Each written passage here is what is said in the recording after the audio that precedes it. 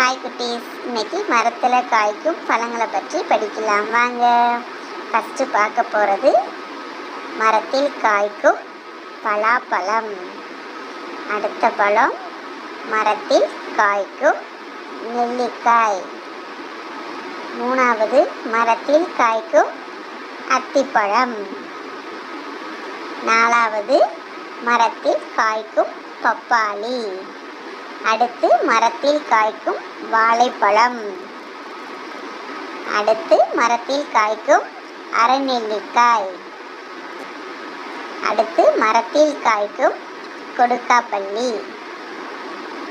மரத்தில் காய்க்கும் மாம்பழம்.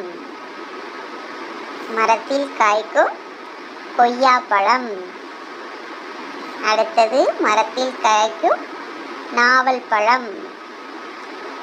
மரத்தில் காய்க்கும் சப்போட்டா பழம். அடுத்தது மரத்தில் காய்க்கும் சீத்தாப்பழம். அடுத்து மரத்தில் காய்க்கும் ஆப்பிள். அடுத்து மரத்தில் காய்ப்பது ஆரஞ்சு.